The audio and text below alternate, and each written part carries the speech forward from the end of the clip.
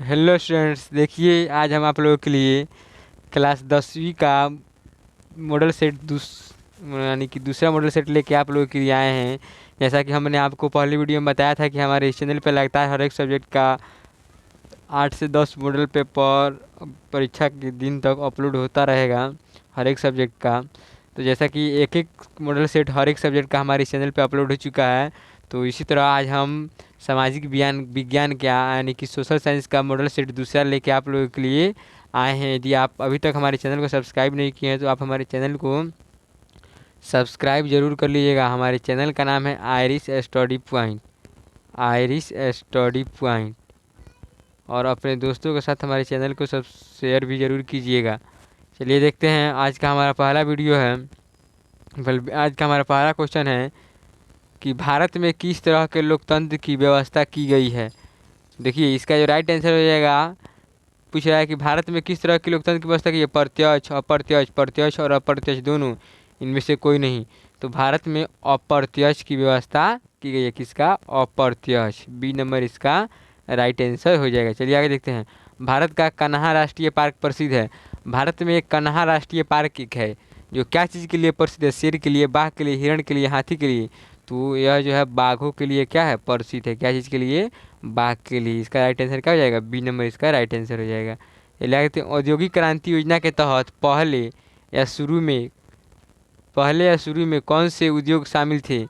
औद्योगिक क्रांति योजना के तहत आपको चुनना है कि इसमें से कौन से उद्योग शामिल थे। कोयला, कपास और लौह, तांबा मशीनें और उन्नी वस्त्र, प्लास्टिक, लौह और मोटर वाहन, कोयला, मैग्नीज और विमानन।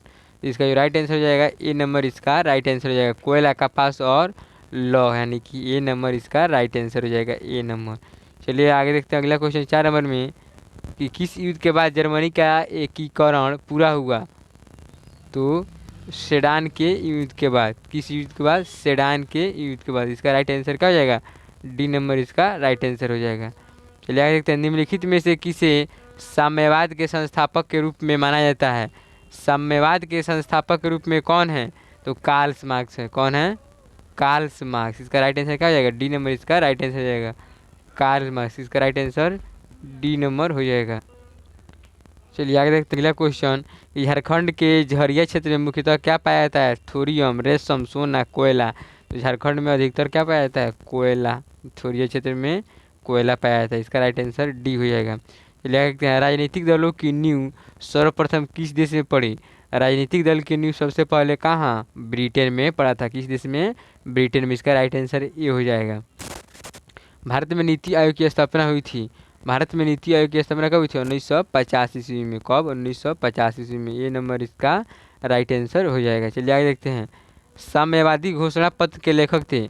साम्यवादी घोषणा पत्र के लेखक थे कौन? Leo Tolstoy, Trotsky, Lenin, Karl Marx और एंगल्स। तो इसका राइट आंसर डी हो जाएगा, कार्ल मार्क्स और एंगल्स। डी नंबर इसका राइट आंसर हो जाएगा। चलिए आगे देखते हैं। अगला क्वेश्चन हम लोग देखते हैं 10 नंबर कि निम्नलिखित व्यक्तियों में कौन लोकतंत्र में रंग भेद के विरोधी नहीं थे? रंग भेद के विरोधी कौन नहीं थे? जेड गुडी। कौन? जेड गुडी। जेड गुडी। इसका राइट आंसर डी हो जाएगा। चलिए आगे देखते हैं 11 नंबर क्वेश्चन। हिंद स्वराज पुस्तक के लेखक कौन थे? हिंद स्वराज पुस्तक के लेखक महात्मा गांधी थे। कौन थे? महात्मा गांधी थी। इसका राइट आंसर ये हो जाएगा, महात्मा गांधी। चलिए आगे देखते हैं। निम्नलिखित में से कौन सा संस्थान भारत में मुद्रा जारी करने के लिए अधिकृत है?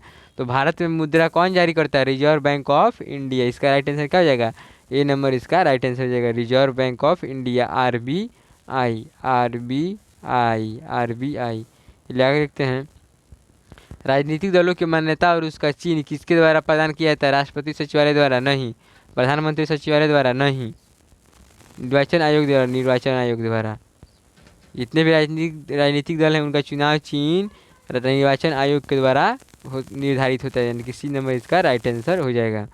कौन से संशोधन अधिनियम द्वारा सरकार का तीसरा स्तर बनाया गया था? 71वां, 73वां, 59वां, 64वां, यानी कि 71वां संशोधन के द्वारा संविधान में संशोधन होता है, यानी कि छेड़छाड़ होता है, उसको हम लोग संशोधन कहते हैं।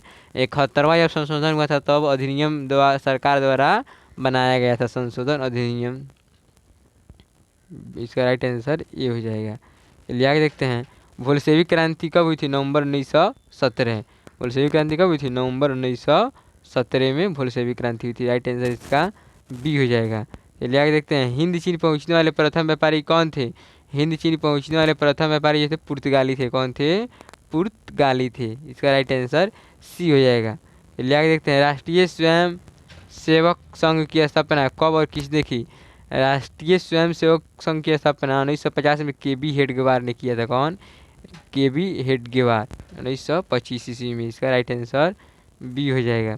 चलिए आगे देखते हैं, इंग्लैंड में सभी स्त्री एवं पुरुषों को वयस्क मताधिकार कब प्राप्त हुआ? तो इसका राइट आंसर क्या हो जाएगा? सी हो जाएगा। 1918 में इंग्लैंड जो था वहाँ पुरुषों और स्त्रियों दोनों को वयस्क मताधिकार यानी कि वोट देने का अधिकार प्राप्त हुआ। इसका राइट आंसर सी हो जाएगा। चलिए आगे देखते हैं, कौन सा सामाजिक वर्ग बुद्धिजीवी वर्ग के रूप में उभर कर कौन सा सामाजिक वर्ग बुद्धिजीवी वर्ग के रूप में उभर कर आया? तो पूंजीपति से मध्यम वर्ग जो था बुद्धिजीवी वर्ग के रूप में सामने उभर कर आया। इसका राइट आंसर क्या हो जाएगा? डी नंबर इसका राइट आंसर हो जाएगा। चलिए आगे देखते हैं, 20 नंबर, प्राचीन काल में किस स्थल मार्ग से एशिया और यूरोप का व्यापार होता था? रेशम मार्ग द्वारा। इसका राइट आंसर क्या हो जाएगा? बी, रेशम मार्ग द्वारा। इसका राइट आंसर बी हो जाएगा, रेशम मार्ग द्वारा। आर्थिक संकट के कारण यूरोप में कौन सी नई शासन प्रणाली का उदय हुआ था? बोल रहा है कि जब आर्थिक संकट हुआ था यूरोप में तो वहाँ किस शासन की उदय हुआ था? किस शासन का? साम्यवादी शासन प्रणाली, लोकतांत्रिक शासन प्रणाली, फांसीवादी नाजीवादी शासन? यही होगा, फांसीवादी नाजीवाद शासन, इसी का उदय हुआ था। इसका राइट आंसर सी हो जाएगा। चलिए आगे देखते हैं, किस पत्र ने रातों रात वर्नाक्युलर प्रेस एक्ट से बचने के लिए अपनी भाषा बदल दी थी? अमृत बाजार पत्रिका। कौन? अमृत बाजार पत्रिका। इसका राइट आंसर क्या जाएगा? सी नंबर इसका राइट आंसर हो जाएगा। इसी ने अपने रातों रात अपनी भाषा बदल दी थी वर्नाक्युलर प्रेस एक्ट से बचने के लिए। लेकिन किसने कहा मुद्रण ईश्वर की दी गई महानतम देन है, सबसे बड़ा तोहफा? मार्टिन लूथर ने। किसने कहा था? मार्टिन लूथर ने।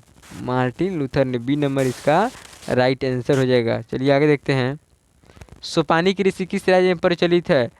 सोपानी कृषि जो है उत्तराखंड में प्रचलित है। कहाँ? उत्तराखंड में। उत्तराखंड में। डी नंबर इसका राइट आंसर हो जाएगा। पूछ रहा है कि सोपानी कृषि जो है किस राज्य में प्रचलित है? हरियाणा, पंजाब, बिहार, उत्तराखंड? तो उत्तराखंड।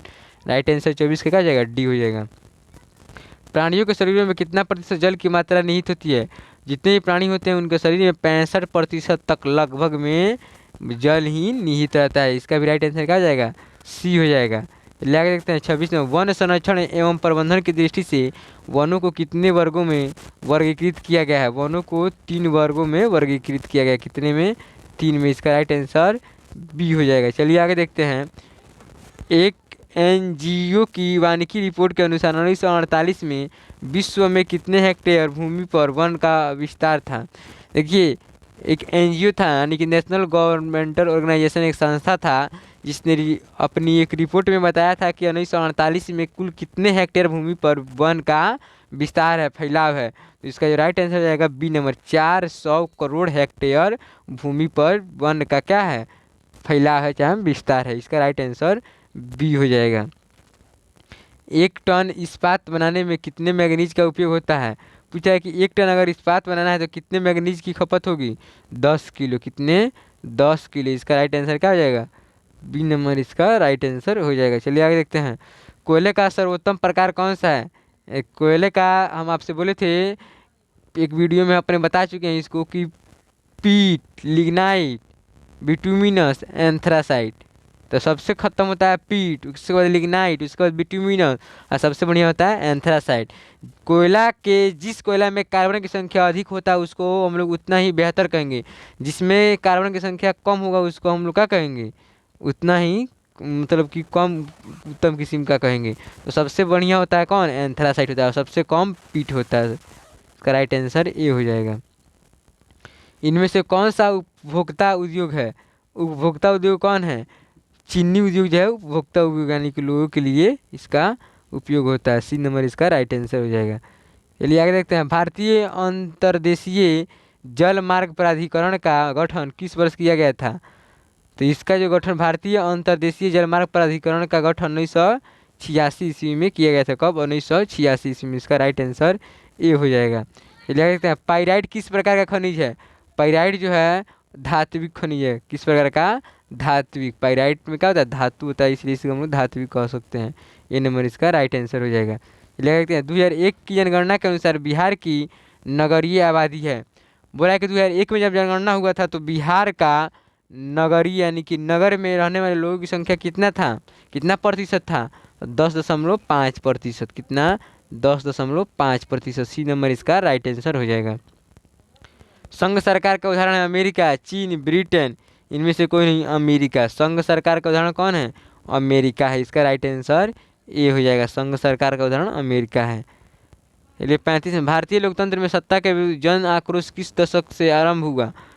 1970 के दशक। कितना? 1970 के दशक से। इसका राइट आंसर बी हो जाएगा। चलिए आगे देखते हैं चिपको आंदोलन निम्नलिखित में से किससे संबंधित है? पेड़ बचाने से। चिपको आंदोलन किससे प्रचलित है? पेड़ बचाने से। उत्तराखंड में चलाया गया था सुंदरलाल बहुगुणा के नेतृत्व में। पेड़ को बचाने के लिए, पेड़ का अति कटाई हो रहा था, इसको बचाने के लिए सुंदरलाल बहुगुणा के द्वारा चिपको आंदोलन चलाया गया था। इसका राइट आंसर क्या हो जाएगा? ए नंबर इसका राइट आंसर हो जाएगा। चलिए आगे देखते हैं ताड़ी विरोधी आंदोलन निम्नलिखित में से किस प्रांत में शुरू किया गया? ताड़ी विरोधी आंदोलन आंध्र प्रदेश से शुरू हुआ था। किससे? आंध्र प्रदेश से। इसका राइट आंसर सी हो जाएगा। राजनीतिक दलों की नींव सर्वप्रथम किस देश में पड़ी? ग्रेट ब्रिटेन, भारत, फ्रांस, संयुक्त राज्य अमेरिका। ब्रिटेन में। किस में? ब्रिटेन में। इसका राइट आंसर ए हो जाएगा। चलिए आगे देखते हैं गठबंधन की सरकार बनाने की महानतम संभावना किस प्रकार की दलीय व्यवस्था में? एक दलीय व्यवस्था, द्विदलीय, बहुदलीय में। बोला है कि महागठबंधन की सरकार, बोले गठबंधन की सरकार, तो गठबंधन मतलब होता है 2-3 पार्टी एक साथ मिलकर सरकार बनाते हैं, उसको हम लोग गठबंधन कहते हैं। तो इसमें बोल रहा है कि जब बहुदलीय यानी कि बहुत सारी पार्टियां एक साथ मिलेंगी तब में गठबंधन होगा। तो इसका राइट आंसर सी हो जाएगा। निम्नलिखित में से कौन सा राष्ट्रीय दल नहीं है? देखिए भारतीय राष्ट्रीय कांग्रेस राष्ट्रीय है, बहुजन समाज पार्टी यह राष्ट्रीय है, Bharatiya Janata party 4 number D number यह है, लोक जनशक्ति पार्टी लोजपा जो कि चिराग पासवान यानी कि रामविलास पासवान जो मर गए उनके पुत्र का आजकल ये पार्टी हो गया। चिराग पासवान की पार्टी है जो कि बांग्ला छाप जिसका चुनाव चिन्ह है लोक जनशक्ति पार्टी, जिसको शॉर्ट में हम लोग लोजपा कहते हैं। शॉर्ट में हम लोग लोजपा कहते हैं, लोजपा। यही जो पार्टी है राष्ट्रीय पार्टी नहीं है। सी नंबर इसका राइट आंसर हो जाएगा। चलिए आगे देखते हैं इनमें से किस देश में मिश्रित अर्थव्यवस्था है? देखिए मिश्रित अर्थव्यवस्था का उदाहरण कौन है? भारत है, जिसमें पूंजीवादी और समाजवादी दोनों अर्थव्यवस्था सम्मिलित उसे हम लोग मिश्रित अर्थव्यवस्था कहते हैं। तो भारत का जो मिश्रित अर्थव्यवस्था इसका राइट आंसर सी हो जाएगा। चलिए आगे देखते हैं इनमें से किसे पिछड़ा राज्य कहा जाता है? पंजाब, केरल, बिहार, दिल्ली। बिहार को हम लोग पिछड़ा राज्य कहते हैं। बिहार जो है क्या है? पिछड़ा राज्य है। और ऐसे भी आता है कि बीमारू राज्य, बीमारू। तो बी आई से बिहार, एम से मध्य प्रदेश, ए से असम, आर से राजस्थान, यू से उत्तर प्रदेश, सबका बीमारू राज्य के अंतर्गत आते हैं। इसका राइट आंसर सी हो जाएगा। चलिए आगे देखते हैं शेयर बाजार की नियामक संस्था है। शेयर बाजार की नियामक संस्था कौन है? सेबी। कौन है? SEBI, SEBI, SEBI. B number इसका राइट आंसर हो जाएगा। चलिए आगे देखते हैं इनमें से कौन संस्थागत वित्त का साधन है? पूछा कि इसमें कौन जो संस्था है वित्त का साधन है? व्यापारी, रिश्तेदार, व्यवसायिक बैंक, महाजन। तो व्यवसायिक बैंक जो है वित्त का साधन यानी कि रुपये पैसों का यही साधन है। सी नंबर इसका राइट आंसर हो जाएगा। 45 नंबर भारत की वित्तीय राजधानी किस शहर को कहा जाता है? बम्बई को यानी कि मुंबई को। वित्तीय राजधानी किसे कहा जाता है? बम्बई को। ए नंबर इसका राइट आंसर हो जाएगा। वित्तीय राजधानी बम्बई है। चलिए आगे देखते हैं इनमें से कौन एक बीमारू राज्य नहीं है? कर्नाटक।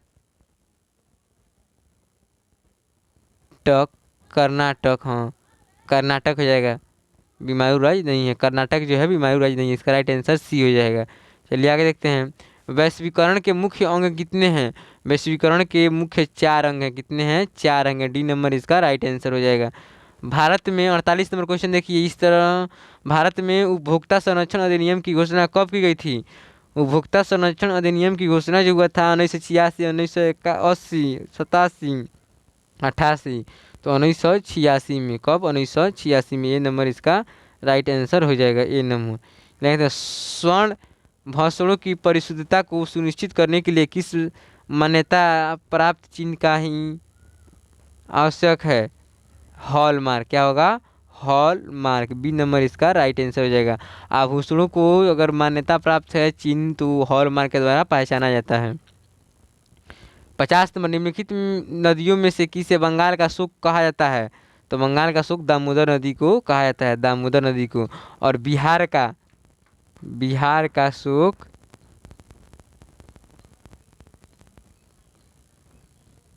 कोसी नदी को कहा जाता है, बिहार का शुक कोसी नदी को।